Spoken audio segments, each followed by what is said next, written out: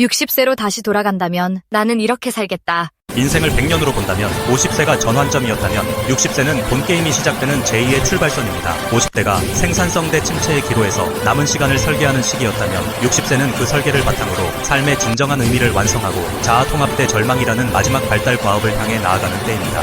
과거의 환갑은 인생 완주를 축하하는 자리였지만 오늘날의 60세는 황혼이 아닌 인생의 오후 2시입니다. 아직 해가 중천에 떠있고 가장 지성적이며 성숙한 판단력으로 삶을 만끽할 수 있는 황금기입니다. 하지만 동시에 신체적 노화와 사회적 은퇴라는 거대한 파도 앞에 서는 시기이기도 합니다. 60세는 과거의 환갑 개념과 달리 인생의 절정기이자 제2의 출발선, 그리고 삶의 철학을 완성하는 나이로 제정이 됩니다. 남은 20부터 40년의 여정은 단순한 생존이 아닌 풍요로운 여정과 완성의 시간이 되어야 합니다. 여러분, 60세라는 숫자를 들으면 어떤 생각이 드시나요?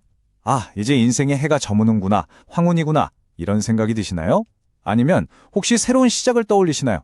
오늘은 바로 이 60세란 나이를 맞아 우리 삶을 의식적으로 그리고 아주 멋지게 재설계하는 방법에 대해서 함께 깊이 들어가 보려고 합니다.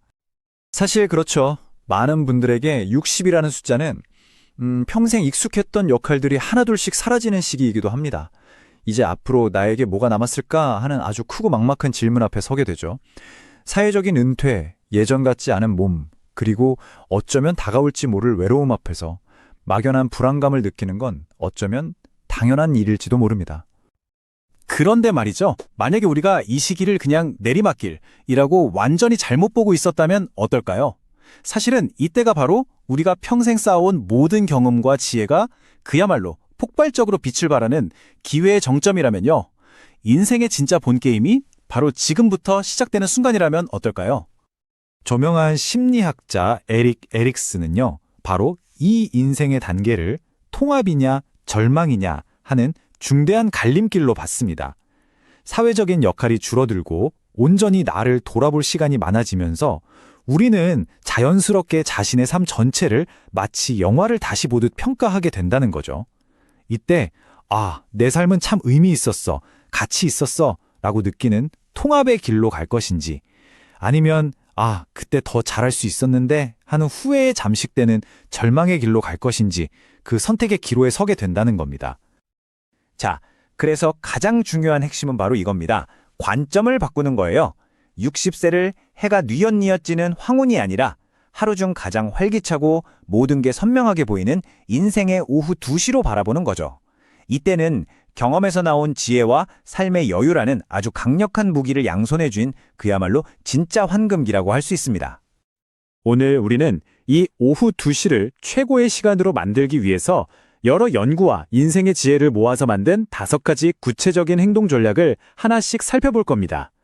이게 바로 여러분의 인생 재설계를 위한 아주 단단하고 든든한 청사진이 되어줄 거예요. 자, 그 청사진의 첫 번째 장을 펼쳐보겠습니다. 바로 관계입니다. 우리 행복을 결정짓는 가장 중요한 요소라고 하죠. 이 관계를 어떻게 새롭게 재정립해야 할까요? 이건 그냥 좋은 말이 아닙니다. 무려 80년 동안 수백 명의 삶을 추적한 하버드의 기념비적인 연구가 내린 결론인데요. 정말 놀랍습니다. 돈, 명예, 심지어 건강보다도 결국 우리를 끝까지 행복하고 건강하게 만드는 건 딱 하나, 바로 좋은 관계였다는 겁니다. 반대로 말하면 노년의 고립감은 매일 담배 15개비를 피우는 것과 맞먹는 수준으로 건강에 해롭고 심장병과 치매 발병률을 극적으로 높인다고 해요. 관계는 이제 선택이 아니라 생존의 문제인 셈이죠. 그렇다면 60대의 관계 맺기는 예전과 어떻게 달라져야 할까요? 여기서 아주 흥미로운 전략적 변화가 나타납니다. 스탠퍼드 대학의 사회정서적 선택 이론에 따르면요, 인간은 남은 시간이 한정되어 있다고 느낄수록 관계의 양에서 질로 우선순위를 옮긴다고 합니다. 더 이상 에너지를 뺏어가는 피상적인 관계에 얽매이지 않고 나에게 진정한 정서적 만족감을 주는 깊고 의미 있는 소수의 관계에 집중하게 된다는 거죠. 정말 현명한 변화 아닌가요? 이건 결국 우리의 핵심 관계들을 의식적으로 재구성해야 한다는 뜻입니다. 배우자와는 서로를 돌보는 보호자가 아니라 남은 인생을 함께 탐험할 동반자로 다시 서야 하고요. 다 큰 자녀에게는 더 이상 정답을 알려주는 조언자가 아니라 그들의 선택을 믿고 뒤에서 묵묵히 지켜봐주는 지지적 관찰자가 되어야 신뢰가 쌓입니다. 그리고 내 모든 것, 심지어 나의 약점까지도 공유할 수 있는 소수의 진짜 친구들에게 시간과 마음을 깊이 투자하는 게 무엇보다 중요합니다. 자, 이렇게 의미 있는 관계를 누리기 위해서도 또 우리가 원하는 삶을 살기 위해서도 반드시 필요한 전제 조건이 있습니다. 바로 두 번째 기둥, 존엄 있는 노년의 기반이 되는 건강 자본입니다. 우리는 보통 암이나 심장병 같은 큰 병을 걱정하잖아요. 그런데 여러 연구들이 공통적으로 지적하는 게 있습니다. 노년의 삶의 질을 조용히 하지만 확실하게 무너뜨리는 가장 큰 적은 바로 근감소증이라는 겁니다. 우리 몸의 근육은요, 평생 모아온 적금이나 마찬가지예요. 이 적금이 줄줄 빠져나가는 건 단순히 힘이 약해지는 걸 넘어서 거동이 불편해지고 당뇨가 생기고 심지어 뇌 기능까지 떨어지는 연쇄적인 붕괴의 시작 신호입니다. 그 위험성은 생각보다 훨씬 더 심각합니다. 근감소증은 낙상 위험을 무려 3배나 높인다고 해요. 한번 넘어지는 게 평생 누군가의 도움을 받아야 하는 삶으로 이어질 수 있다는 뜻이죠. 결국 건강이라는 건 단순히 오래 사는 문제가 아닙니다. 마지막 순간까지 내 발로 걷고 내 머리로 생각하고 내 의지대로 살아갈 수 있는 삶, 즉 인간의 존엄 그 자체를 지키는 일인 겁니다. 다행인 건 절망할 필요가 없다는 겁니다.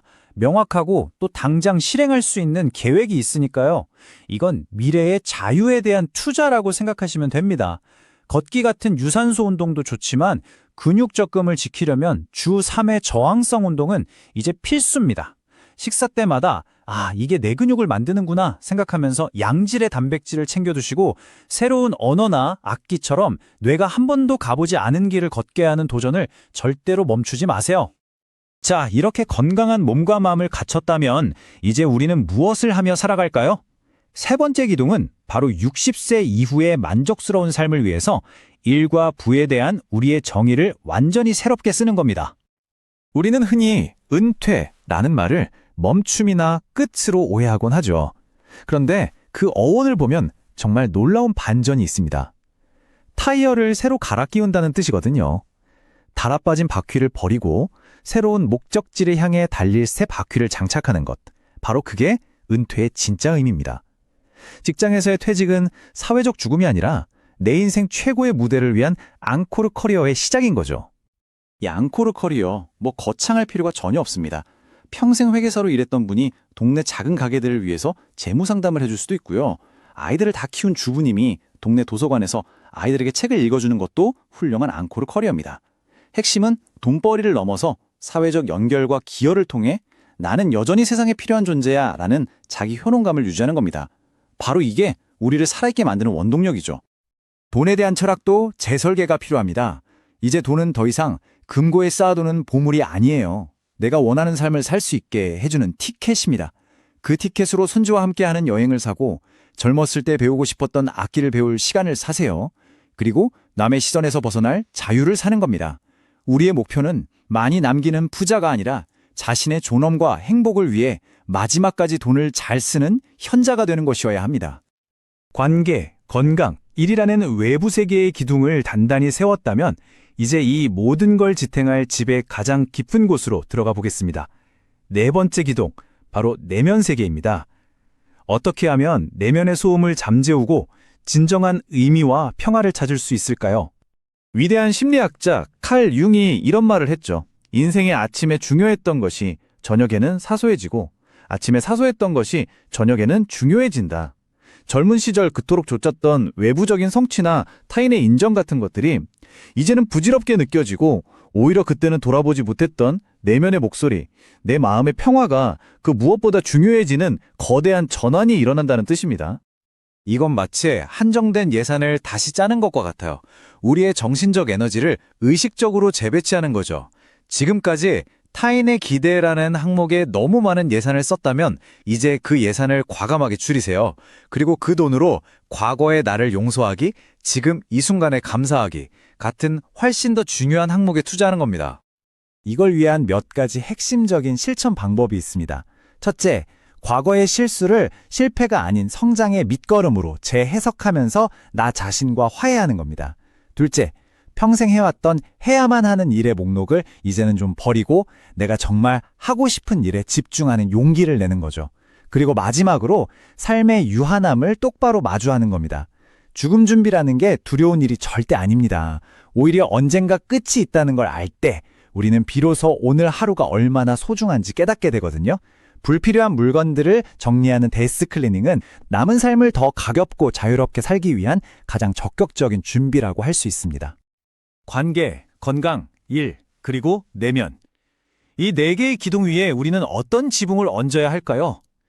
이 모든 것을 아우르는 마지막 5번째 기둥, 바로 완성의 철학입니다. 우리는 남은 인생을 어떤 태도로 살아갈 것인가에 대한 이야기죠. 이제 우리의 목표는 그저 하루하루를 버텨내는 생존이 아닙니다. 내 인생이라는 위대한 작품을 잘 마무리하는 완성입니다. 몸은 근육이라는 갑옷으로 단단히 지키고, 관계는 감사라는 온기로 따뜻하게 채우고, 정신은 뚜렷한 의미로 환하게 밝히는 거죠. 더 이상 시간을 그냥 흘려보내는 게 아니라 매일을 내 인생의 자서전에 기록할 만한 하루로 정성껏 살아내는 겁니다. 그리고 아마도 우리가 추구할 수 있는 가장 아름다운 목표는 이것일 겁니다.